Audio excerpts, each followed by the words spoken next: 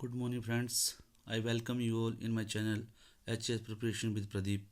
And today here I am again with these current affair topics जो कि मैंने लिए हुए हैं द हिंदू से, इंडियन एक्सप्रेस से और दिव्य हिमाचल का वैसे आज कोई है नहीं टॉपिक। तो आज के जो करंट अफेयर्स के मोस्ट ऑफ द टॉपिक जो 27 अप्रैल 2021 के हैं वो मैं बता रहा हूँ, जो कि आपके किसी भी एग्ज़ाम्स में, एच के एग्ज़ाम में, चाहे एलाइड्स के एग्ज़ाम में है, चाहे CDSE का जो एग्ज़ाम्स होता है, चाहे सेंट्रल पुलिस ऑर्गेनाइजेशन के जो असिस्टेंट कमांडेंट्स के एग्ज़ाम्स होते हैं, चाहे सेंट्रल ग्रेजुएट लेवल के जो एग्ज़ाम सेंट कंबाइंड ग्रेजुएट लेवल के जो एग्ज़ाम्स होते हैं, चाहे आपके स्टेट गवर्नमेंट्स के ही जो हिमाचल प्रदेश गवर्नमेंट है उसके, चाहे स्टाफ सिलेक्शन कमीशन जो हमीरपुर है उसके एग्ज़ाम्स हैं, उसके लिए ये जो टॉपिक्स है ये इम्पोर्टेंट्स हैं। ठीक है, तो आज का जो पहला टॉपिक है that is Chandler good government index. Chandler good government index जो है एक ये इसके बारे में एक न्यूज़ आई है जो मैं आपको आगे बताऊंगा। उसके बाद एक और जो टर्म है बैम्बी बकेट करके, जो फॉरेस्ट फायर्स आजकल हो रही हैं उससे रिलेटेड है, और आई थिंक पहले भी किसी एच के किसी प्री एग्ज़ाम में बैम्बी बकेट करके ये क्वेश्चन जो है पूछा गया है। उसके बाद जो 93rd ऑस्कर अवार्ड्स, जिसको एकेडमी अवार्ड्स भी बोलते हैं, जो कि जो हॉलीवुड जो मूवीज़ होती हैं उनके लिए ऑस्कर अवार्ड एक बहुत ही फेमस जो अवार्ड्स हैं इंटरनेशनल लेवल पे, इसको एकेडमी अवार्ड्स बोलते हैं। जिस तरह इनके जो टेलीविज़न अवार्ड होते हैं उसको टैमी अवार्ड, और जैसे म्यूज़िक के लिए जो अवार्ड होते हैं उसको ग्रैमी अवार्ड करके बोलते हैं। ठीक है, और उसके बाद जो है एडिटोरियल्स में ग्लोबल मिनिमम टैक्स रेट करके एक कॉन्सेप्ट आया हुआ है अभी, जिसके बारे में बहुत डिस्कशंस हो रही है इंटरनेशनल लेवल पे। उससे रिलेटेड मैं कुछ चीज़ें बताऊंगा आपको। और उसके बाद कोविड-19 का एक ट्राइएज सिस्टम होता है एक, जिसमें जो जो कैजुअलिटीज़ होती हैं, कैजुअलिटीज़ या कोई भी पेशेंट होते हैं उनको उनकी सीवियरिटी के हिसाब से, अगर सीवियरिटी ऑफ इलनेस है उसके हिसाब से आप उसको प्रायोरिटाइज़ करते हैं, प्रायोरिटी 1 2 3 ऐसे करके। और जो जो आपको प्रायोरिटी 1 में मान लो आपको कौन से पेशेंट रखने हैं, those who needs maximum of oxygen, maximum of treatment, उन सबको किस आपको प्रायोरिटी 1 में रखना है, प्रायोरिटी 2 में आपको कौन से पेशेंट को रखना है, प्रायोरिटी 3 में आपको कौन से पेशेंट को, जो लिस्ट प्रायोरिटी है उसमें कौन से पेशेंट को रखना है। ये इसलिए हो रहा है क्योंकि आपको पता है कि आजकल जो हॉस्पिटल्स में that everyday the news are coming that every day there are lot of oxygen problem, oxygen supply. Most of the state are facing oxygen supply and vaccine this hospital beds. तो जब हम ये triage system apply करेंगे तो हो सकता है कि जो वहाँ पे जो बेड्स की अवेलेबिलिटी है वो जो है अवेलेबल हो सकती है। तो ये एक सजेशन दी गई है एडिटोरियल में, उससे रिलेटेड भी मैं आपको बताऊंगा। ठीक है, तो आइए स्टार्ट करते हैं पहले जो भी इससे रिलेटेड है, तो फिर जो है आपको आगे का बताता हूँ।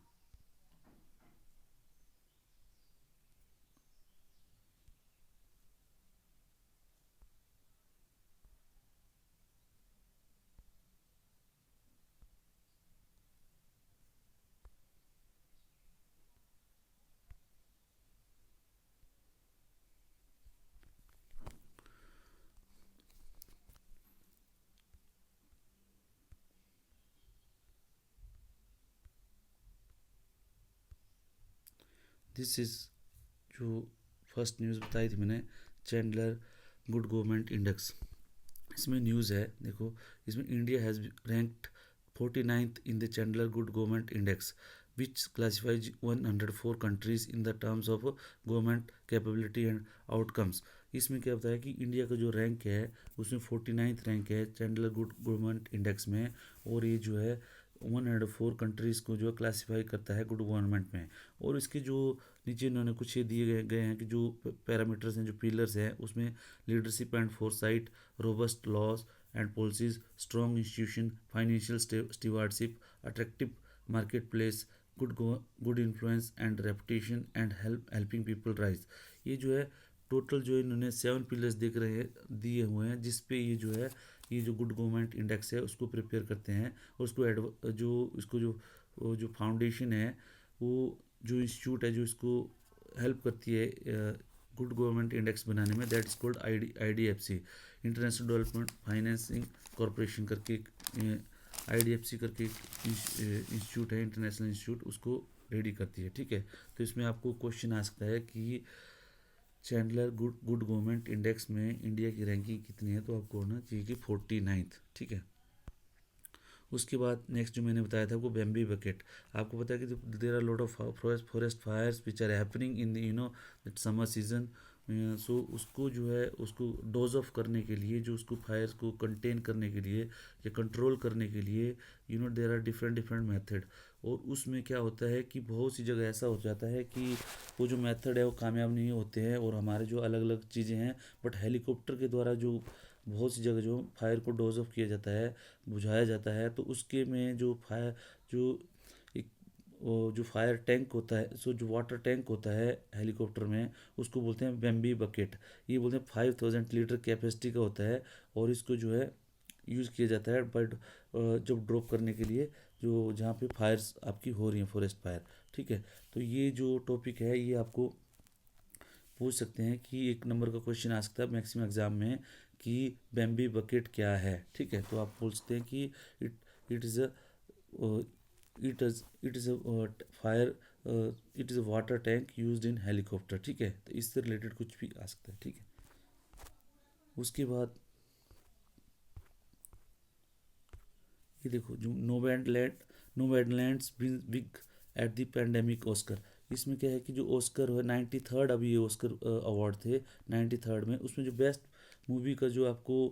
जो बेस्ट मूवीज़ का आपको जो मिला हुआ है, जो अवार्ड मिला हुआ है, वो मिला हुआ है नोमैड लैंड करके। ठीक है, और इसमें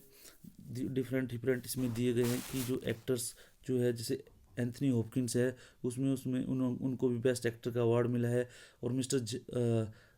मिस झाओ करके है, क्लेओ झाओ करके, वो चाइना की हैं, जो सेकंड दूसरी एशियन जो डायरेक्टर हैं, जो महिला डायरेक्टर हैं, उनको जो है ये अवार्ड मिला हुआ है। ठीक है, तो वो आपको ये पता होना चाहिए कि उसका जो नोमैडलैंड जो है, मैक्सिमम ये आपको क्वेश्चन आएगा कि who has got which film has got 93rd Oscar award. ठीक है, तो आपको पता होना चाहिए कि नोमैडलैंड। ठीक है, उसके बाद हो सकता है आपको कि जो सेकंड मैंने बताया महिला डायरेक्टर है, जो एशियन ओरिजिन की हैं, जिनको ये प्राइज़ मिला वो बेस्ट डायरेक्टर का, ये भी आपसे पूछ सकते हैं कि वो कौन है, तो उसका मानो आपको पता होना चाहिए मिस क्लेओ जाओ। ठीक है, उसके बाद जो एडिटोरियल में मैंने बताया था आपको कि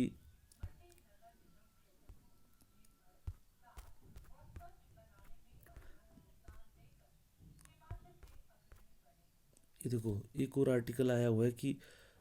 an idea of taxation that is worth an idea of taxation that is worth a try. ये एक आर्टिकल आया हुआ है इसमें द हिंदू में। इसमें क्या हो रहा है कि अभी ये आर्टिकल है, you can go through it, आप इसको पोज कर सकते हैं, और इसको जो मैंने वीडियो बनाया है उसको पोज करके आप इस आर्टिकल को थोरोली रीड कर सकते हैं। तो इसमें क्या दिया है उसने, जो इसमें इन्होंने दिया हुआ है कि देखो, जो यूनाइटेड स्टेट ट्रेजरी के जो सेक्रेटरी हैं, treasury secretary of treasury Janet L Yellen, ठीक है, इन्होंने एक प्रपोजल दिया है, global coordination of corporate taxation has huge implication, she has proposed a global minimum tax rate. इसमें क्या बोल रहे हैं कि ये बोल रहे हैं कि जैसे बहुत सी क्या हो रहा था कि जब 1991 में जब ये सोवियत ब्लॉक और उसमें ये जब रिफॉर्म स्टार्ट हुए थे, सॉरी ये इंडिया में जगह जगह वर्ल्ड ओवर में रिफॉर्म स्टार्ट हुए थे, तो उसमें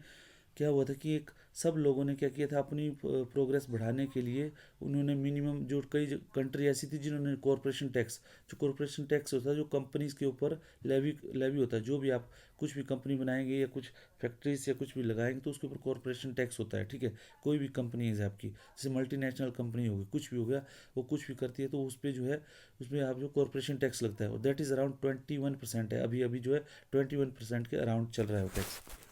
तो कई कंट्रीज ऐसी होती हैं जिन्होंने अपनी प्रोग्रेस को बढ़ाने के लिए वो जो टैक्स होता है वो बहुत ही कम रखा होता है, उसको बिल्कुल ही कई कई कंट्री जैसे जो मिनिमम लेवल पे जैसे 2% 3% जीरो लगते हैं, कुछ कुछ कंट्री ऐसी ऐसे जिनको टैक्स हेवन बोलते हैं, जहाँ पे मतलब ये टैक्स जो है बिल्कुल ही नहीं लगता है। जैसे बहुत अभी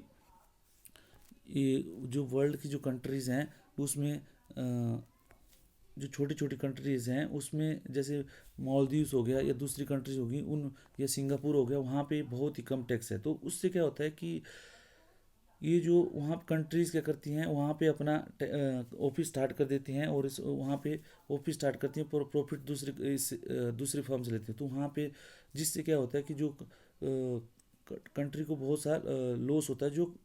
कंट्री है जहाँ पे ये अ, ये जो जहाँ पे कंट्री फॉर्म होती है, और उससे सेल कंपनीज की भी फॉर्मेशन होती है, जिसकी वजह से क्या होता है कि डेफिनेटली जो टैक्स का लॉस होता है, और जो है जहाँ पे जो टैक्स होना था, जो कॉरपोरेशन टैक्स होना था, ये जिस कंट्री में एक्चुअली वो लगना चाहिए था, उसको जो है अफेक्ट करता है। उसीलिए एक अभी फिर बाद में एक फिनोमिना आया था, बेस इरोजन है,